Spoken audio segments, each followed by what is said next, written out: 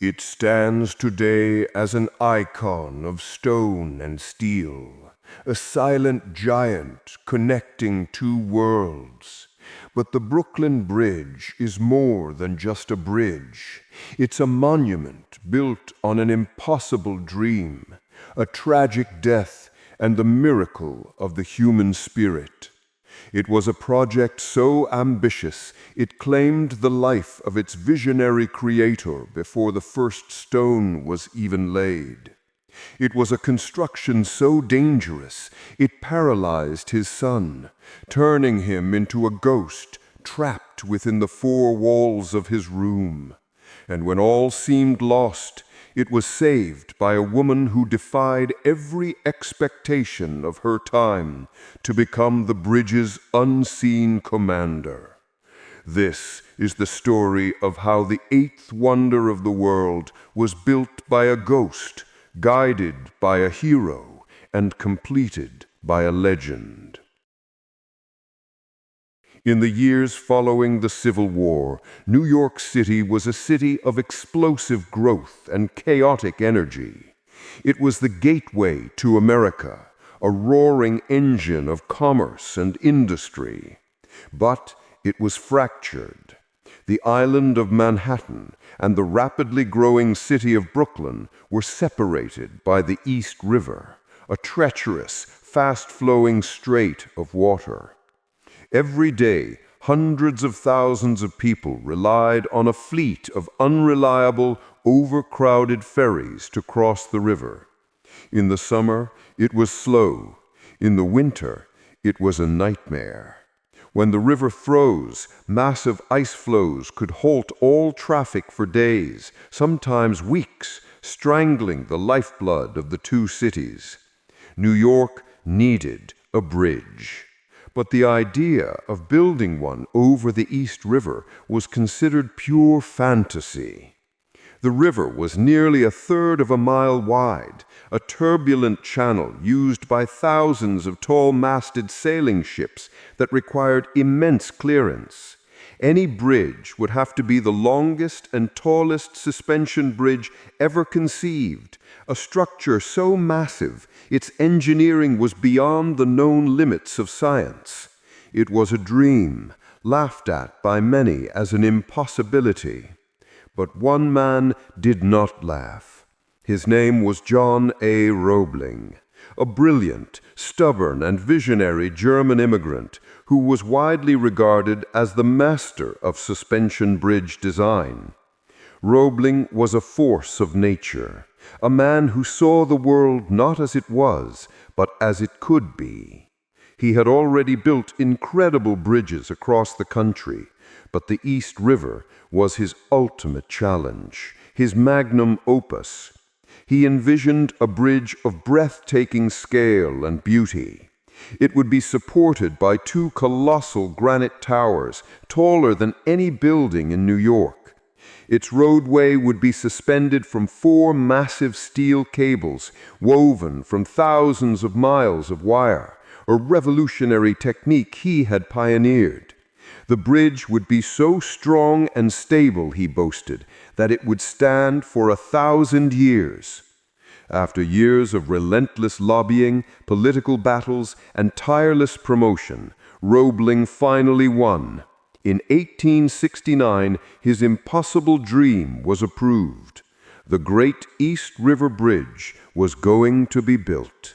But fate had a cruel and tragic twist in store. In the summer of 1869, just weeks after his project was officially greenlit, John Roebling was on the Brooklyn waterfront, conducting final surveys.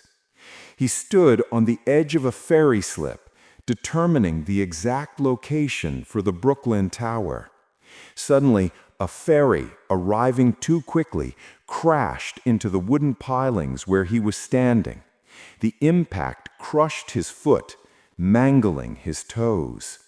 In a display of his trademarked iron will, Roebling refused conventional medical treatment. Believing in his own unconventional water cure therapies, he ordered his mangled toes to be amputated without anesthetic and prescribed a treatment of simply pouring cold water over the wound. A horrifying and then untreatable infection swiftly set in. Within 3 weeks, the man who had dreamed the impossible dream, the iron-willed genius who was meant to command the entire project, was dead. He had died in excruciating agony, never having seen a single stone of his great bridge laid. The project was now a tragedy, a dream baptized in blood before it had even begun. The newspapers, once skeptical, now declared the bridge cursed. The public cried out for the mad project to be abandoned. It seemed destined for failure. But the Roebling legacy was not so easily broken.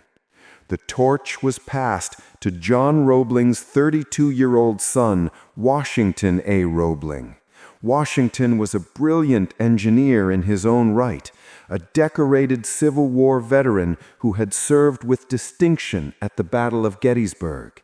He had worked alongside his father for years and understood the complex vision for the bridge better than any man alive. He was determined to honor his father's memory and see the project through. The first and most dangerous task was to build the foundations for the 2 colossal towers. To do this, they would have to sink 2 gigantic airtight timber boxes called caissons to the bottom of the East River. The caissons were like giant upside-down wooden rooms open at the bottom. Compressed air would be pumped into them to keep the water out, allowing workers, known as sandhogs, to dig away the mud and rock of the riverbed until they reached solid bedrock, sometimes over 70 feet below the surface. Working inside the caissons was like working in a vision of hell. The air pressure was immense, the heat was suffocating, and the only light came from flickering gas lamps that often caused fires. And then there was the caisson disease, a mysterious and terrifying affliction that plagued the workers. Men would emerge from the pressurized depths and suddenly be struck by crippling joint pain, paralysis, convulsions, and sometimes death. No one knew what caused it. They simply called it the bends. Washington Roebling, being a dedicated and hands-on leader, spent countless hours down in the caissons alongside his men, supervising the dangerous work. He pushed his body to the limit, enduring the same hellish conditions. In 1872, after a prolonged and dangerous shift battling a fire deep inside a caisson, he emerged to the surface too quickly. He collapsed, struck down by a severe case of the bends. The disease ravaged his body, leaving him partially blind, unable to walk, and in constant crippling pain. The great project had claimed its second Roebling. Washington, like his father, was now gone from the construction site forever. Washington Roebling's career as an active engineer was over. He was confined to a sickbed in his Brooklyn Heights apartment, a prisoner in his own body. The pain was constant, his muscles were wasting away, and his eyesight was failing. To the outside world, he had become a ghost. The newspapers reported that the chief engineer was dying, and once again, cries arose to abandon the cursed bridge. The project's investors and the city's politicians were ready to pull the plug. But they underestimated the iron will of a Roebling. Washington may have lost the use of his body, but his mind remained as sharp and brilliant as ever. From his second-story window, which had a direct line of sight to the construction site across the river, he made a decision that would become one of the most remarkable feats in the history of engineering. He would continue to be the chief engineer. He would build the bridge from his bed.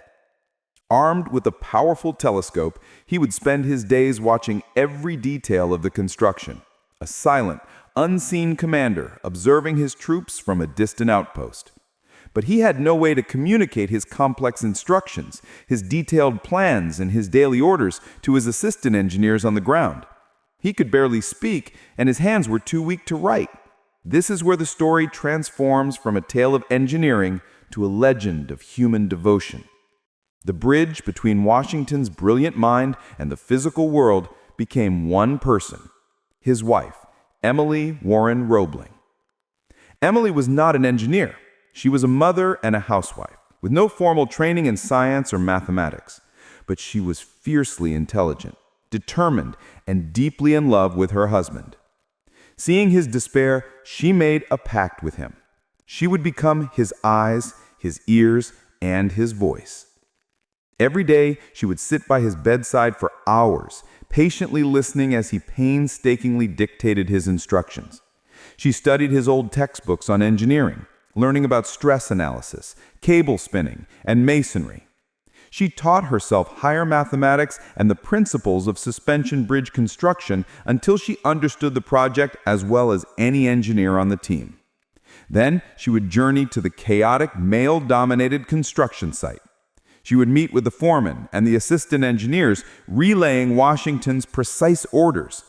She would inspect the materials, resolve disputes between contractors, and answer the endless technical questions from politicians and investors. To the world, she was merely the chief engineer's messenger. But in reality, she had become the de facto chief engineer herself, the driving force on the ground, keeping the impossible dream alive.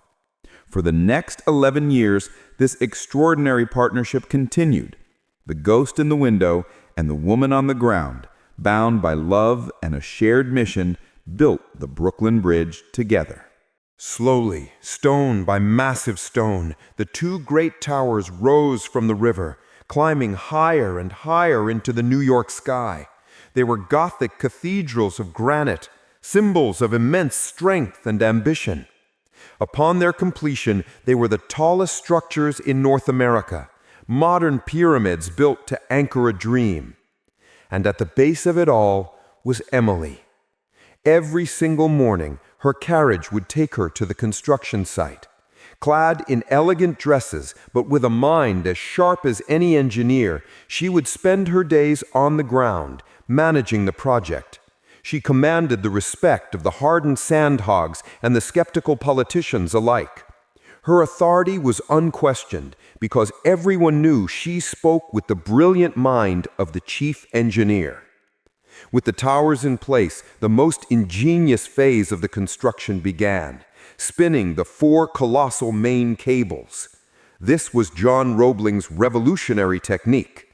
A boat carried the first guide wire from one tower to the other. Then a massive traveling wheel, shuttling back and forth high above the river, began its endless journey, pulling a single loop of steel wire with it on each trip. For over a year, this hypnotic ballet of wire and wheel continued, weaving together over 14,000 miles of wire into 4 cables, each nearly 16 inches thick, the arteries of the Great Bridge. But the project faced another crisis. A fraudulent contractor supplied the project with inferior quality, brittle steel wire. It was a betrayal that could have caused the entire bridge to collapse. It was Washington, watching through his telescope, who first suspected the deception. From his sickbed, he devised a series of tests that Emily then had carried out on site, which proved the wire was faulty. It was too late to remove the bad wire that was already spun into the cables. In a stroke of genius, Washington calculated that by weaving hundreds of extra strands of superior quality wire into each cable, they could compensate for the weakness. The crisis was averted by the vigilant ghost and her determined wife. Finally, the intricate web of steel began to take shape. Thousands of smaller vertical cables, called suspenders, were hung from the main cables. From these suspenders, the massive roadway was suspended, piece by piece, over the roaring river below. The impossible dream was becoming a tangible reality. The ghost in the window and the woman on the ground had woven a web of steel across the sky, a magnificent harp against the skyline. After 13 long years of tragedy, struggle, and unimaginable perseverance, the Great Bridge was ready. May 24th, 1883 was declared People's Day in New York City. Businesses closed, and over 1 million people flocked to the shores of the East River to witness a miracle. After 13 years of struggle, the Brooklyn Bridge was finally opening. It was a day of immense celebration. Cannons boomed, steamships whistled, and fireworks lit up the sky. The honor of being the very first person to cross the bridge was reserved for one individual. In a magnificent open carriage, holding a rooster in her lap as a symbol of victory, Emily Warren Roebling made the triumphant first journey from Brooklyn to Manhattan. It was a stunning and deeply symbolic moment. In an era when women couldn't even vote, a woman was being honored as the driving force behind the greatest engineering marvel of the age. As she crossed, she carried with her the silent victory of her husband, the ghost in the window, who watched the entire procession through his telescope. Later that day, President Chester A. Arthur and other dignitaries walked across the bridge, officially dedicating it to the public. But in the speeches that followed, a glaring omission was made. Speaker after speaker praised the genius of John Roebling and the sacrifice of his son, Washington, but Emily's name was barely mentioned. In the official narrative, she was once again relegated to the role of a dutiful wife and messenger. However, one speaker, a rival engineer named Abram Hewitt, knew the truth. In a speech that would echo through history, he stood up and declared to the stunned crowd, "The name of Emily Warren Roebling will be inseparably associated with all that is admirable in human nature and all that is wonderful in the constructive world of art. It is an everlasting monument to the self-sacrificing devotion of a woman and of her capacity for that higher education from which she has been too long disbarred." The Brooklyn Bridge was more than a marvel of engineering. It was a bridge of hope. It was a testament to the idea that no obstacle, not a treacherous river, not a tragic death, not a crippling disease, and not the suffocating prejudices of society could stand in the way of the indomitable human will. Washington Roebling lived for another 43 years, eventually regaining some of his health, though he never fully recovered. Emily remained by his side until her death in 1903, and the bridge they built together still stands today, a silent, beautiful giant carved from stone, steel, and the extraordinary legacy of the Roebling family. It is a timeless monument not only to the men who dreamed it and directed it, but to the forgotten woman who, against all odds, actually built it.